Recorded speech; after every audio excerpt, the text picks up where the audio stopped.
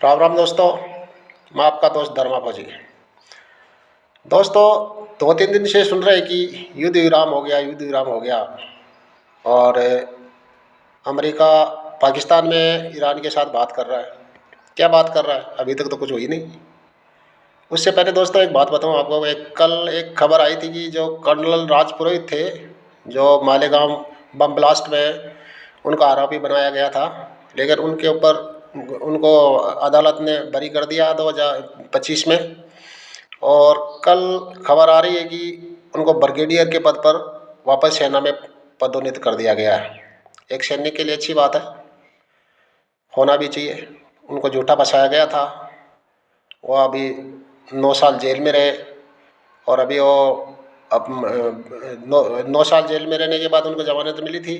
ज़मानत मिलने के बाद 7-8 साल उन्हें केस लड़ा। केस लड़के वो अपने केस को जीत गए। जीतने के बाद उनको कल सेना में ब्रिगेडियर पद के ऊपर पदोन्नत कर दिया गया है। अभी करते हैं ईरान अमेरिका वाली युद्ध की बात। तो अभी ये जो युद्ध विराम है, इसमें कई घपले हैं। पहली बात तो जगह ही ऐसी है कि वहाँ वहाँ कोई भिखारिस्तान उसको युद्ध विराम करवाना चाह रहा है और मध्यस्थता कर रहा है वहाँ पर। चलो अच्छी बात है, कर रहा है, युद्ध रुकना चाहिए। लेकिन क्या अमेरिका जो ईरान शर्तें बोल रहा है उसकी मानेगा वो? मुझे तो नहीं लगता कि मानेगा। हो सकता है मान जाए, लेकिन लगता नहीं मुझे।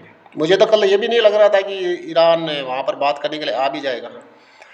क्योंकि जब तक अमेरिका का उपराष्ट्रपति जेडी वेंस जब वहाँ से अमेरिका से उड़ नहीं गया था, जब तक तो उनकी आने की खबर ही नहीं थी कि ईरान का कोई प्रतिनिधि पाकिस्तान आ भी रहा है। चलो आया, अच्छी बात है, अभी खबरें आ रही हैं कि आ रहा है। अभी ये बात होनी थी कल कल रात को 8 बजे। अभी तक तो हुई नहीं है। होगी कि नहीं होगी ये तो मैं कह नहीं सकता। चलो आए तो होगी भी, लेकिन टीवी वाले इतने माच रहे कि वो आ गए, ये आ गए, वो कर दिया, ये कर दिया। होना कुछ नहीं है। और क्या इन्होंने जैसे आपस में जो शर्तें लगा रखी है, बात मान जाएंगे? मुझे तो नहीं लगता कि मानेंगे। मानना चाहिए, लेकिन मानेगा क्या कोई बात ऐसी? उनकी वो कुछ अलग ही शर्त लगा रहा है, ये कुछ अलग ही शर्त मांग रहा है। वो बोल रहा है कि ये कर दूंगा, और वो बोल रहा है ये नहीं, मैं नहीं करूंगा। वो बोलता है ये मैं करूंगा, और वो तू नहीं करेगा। बातें बताओ कुत्ते लड़ाई वाली सी बात हो रही है। कुत्ते झगड़ते हैं ना आपस में, को को करते हैं। ऐसी बातें चल रही है वहाँ पर। तो लगता है कि आपको ये युद्ध विराम हो जाएगा? अभी युद्ध विराम करेगा तो इजराइल करेगा, जो लेबनान को ठोक रहा है ना। अभी युद्ध विराम में 3 दिन हो गए। 2 हफ्ते के लिए उसने बोला था ना ट्रम्प ने कि मैं 2 हफ्ते के लिए युद्ध खत्म कर रहा हूँ। और लेबनान पर तो इजराइल दबादब लगा हुआ है। उधर लेबनान वाले इजराइल पर बम दाग रहे हैं, मिसाइलें दाग रहे हैं। तो ये ऐसे होता है कि युद्ध विराम न कोई बात हो रही है, न कोई हो रहा है। बस मीडिया में बातें आ रही है। पाकिस्तान में वो जगह मिली है उनको। चलो अच्छी बात है, मिली तो है कहीं ना कहीं। अभी दोस्तों वो जो ट्रम्प ने तो हमेशा वो भेड़िया वाली बात कर दी, बोला भेड़िया आ गया, भेड़िया आ गया। और जब वहाँ लोग जाते, आपने बचपन में हमने जो कहानियाँ पढ़ी थी ना, एक भेड़ी गडरिया था जो भेड़ चराता था, और वो पहाड़ पर चढ़ के चिल्लाता था कि भेड़िया आ गया, भेड़िया आ गया। और गाँव वाले जाते थे तो भेड़िया होता ही नहीं था, वो हंसता था। तो कभी तो ट्रम्प बोल रहा है मैं इराक को बर्बाद कर दूंगा, ये कर दूंगा। 24 घंटे का टाइम देता है, कभी 48 घंटे का टाइम देता है। यहाँ अपने न्यूज़ चैनल वाले उस पर टाइम चला के ऐसे नाचते जैसे बंदरियाँ नाच रही हैं। कहीं से कोई छोटी मोटी ट्विटर से न्यूज़ उठाते हैं और उसके ऊपर पकड़ के नाचने लगते हैं। उनके देखने में मजाक, हंसी भी आती है और शर्म भी आती है। क्या बेच रहे हो यार तुम? इतने बड़े बड़े टीवी चैनल खोल रखे हैं तुमने, खुद ना कोई तुम्हारा रिपोर्टर है ना कोई और है, फिर भी बेच रहे हैं। बस युद्ध बेच रहे हैं अपना, मजे आ रहे हैं उनको। और हम उनको सुन रहे हैं, आँख फाड़ फाड़ के देख रहे हैं उनको। पता कुछ है नहीं उनको, टीवी वालों को कुछ नहीं पता। मैंने एक दिन पहले भी बता दें, इजराइल में तो बहुत सारे न्यूज़ चैनलों के रिपोर्टर हैं। ईरान में कुछ नहीं है। ईरान में क्या हुआ, क्या नुकसान हुआ, क्या नहीं हुआ, ये उनको कुछ पता नहीं है। वो सिर्फ अपना बेच रहे हैं। ईरान जीत गया, अमेरिका हार गया, अमेरिका जीत गया, ईरान हार गया। और इसमें बीच में जो मास्टर है वो तो इजराइल, वो अपना ठोक रहा टाइम से। इजराइल के जो प्रधानमंत्री नेता हैं, उनकी कोई फालतू बात सुनी आपने? नहीं सुनी ना। वो बोलता ही नहीं है। उसने एक ही बात बोली कि मेरा जो मकसद है मैं उसको पूरा करके रहूँगा। मेरा जो टारगेट है मैं उसको पूरा करूँगा। उसने न सीज़ फायर के लिए बोला है, न कोई और बोला है। वो अभी ईरान पर 2 दिन ये उसने बोला तो उसने लेबनान को निपटाना शुरू कर दिया। अभी लेबनान को निपटा देगा वो 2-4 दिन में। अभी ईरान बोल रहा है कि लेबनान के साथ भी हमारा युद्ध विराम होना चाहिए। अमेरिका बोल रहा है हमने उसके साथ किया ही नहीं। तो ऐसे समझौते होंगे क्या? मेरे को तो नहीं लगता होगा, आपको लगता है तो पता नहीं।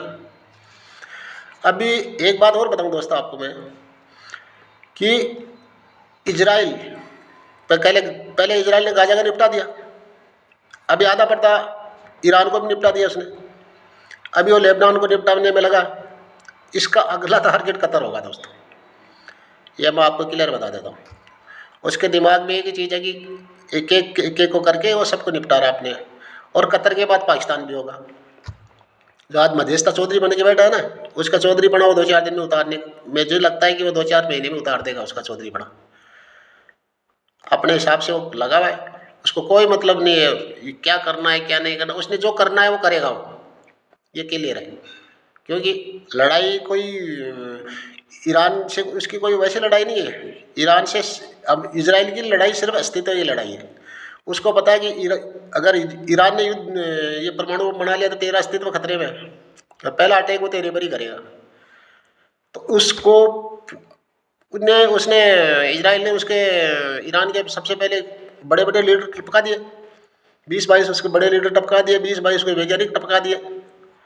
अभी वहाँ पर वो जो ईरान वाला आया पाकिस्तान में, मैं टीवी देख रहा था थोड़ी देर पहले कि वो जो बच्चे मरे थे स्कूल में उसके बैग और वो उनकी फ़ोटो लेके, अरे यार तू बात करने आया उनको यूँ यहाँ लाशें बेचने आया।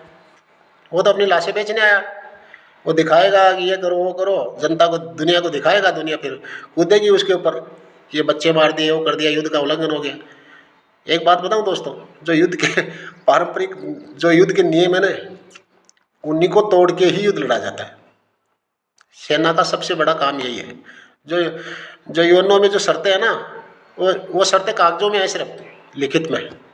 सबसे पहले उल्लंघन उन्हीं चीज़ों का होता है जो नहीं होनी चाहिए, वो चीज़ें युद्ध में होती है। अभी इजराइल ने एक बड़ी शर्त रखी है कि हॉर्मुज पर हमारा नियंत्रण होना चाहिए। क्यों? वो तो कुदरत का है भाई, तुम्हारा क्यों होना चाहिए? उसको लगने लगे कि भाई हॉर्मुज से जो जो भी सामान जाएगा, जहाज निकलेगा, उन पर टोल टैक्स लगा दो। वो टोल टैक्स की तरह उस पर राज करना चाहता है। तो आने जाने वाले जहाज उनको टोल टैक्स दे के जाओ और आते जाओ। उसने जैसे ये अपने भारत में कंपनियां रोड बनाती है ना, कि फलानी कंपनी ने रोड बना दी और 25 साल 20 साल के ठेका दे दिया, और आते जाओ जाते जाओ टैक्स टोल देते जाओ। उस हिसाब से वो हॉर्मुज को टोल टोल की तरह यूज करना चाहता है, पैसे कमाना चाहता है। कि बर्बाद हो गया, आधा आधा बर्बाद हो गया ईरान, ये क्लियर है। अभी उसकी रिपोर्टें तो कोई आ नहीं रही, और दादागिरी और कर रहा ऊपर से। अमेरिका वो गडरिया की तरह मैं अभी बर्बाद कर दूंगा, नक्शे से मिटा दूंगा, उसकी वो सभ्यता मिटा दूंगा। भोंकने से थोड़ी ना होता है, मिटा देता तो अभी तक मिटा देता। इजराइल मिटा रहा है ना, गाजा को मिटा दिया उसने, अभी लेबनान को लगा है, इजराइल को आधा निपटा दिया। सॉरी, इजराइल ने ईरान को आधा निपटा दिया। वो बकलौली नहीं करता, वो अपना काम कर रहा है। उसने बात ये की बोली है कि मुझे जो मेरा काम है वो करना है बस मुझे। अभी इस युद्ध विराम में मुझे एक ही बात अच्छी लगी कि जो अमेरिका का उपराष्ट्रपति है जेडी वेंस, वो एक बहुत ही सीरियस आदमी है, समझदार आदमी है, पढ़ा लिखा है। वो आया युद्ध विराम करने के, तो मुझे कुछ थोड़ा थोड़ा ऐसा लगता है कि कुछ कुछ बातें पर सहमति हो सकती है। क्योंकि आदमी बहुत अच्छा आया अमेरिका की तरफ से बात करने के लिए। अगर ट्रंप आता तो कभी नहीं होता, ये क्लियर था। अभी जेडी वेंस देखो क्या करते हैं, पढ़े लिखे हैं, ऐसे समझदार आदमी हैं, उनके मतलब सीरियस में गुणवत्ता भी है उनमें। तो दोस्तों भाई, ये थी आज की बात। अच्छी लगी हो तो शेयर करो, कमेंट करो। जय हिंद, जय भारत, धन्यवाद।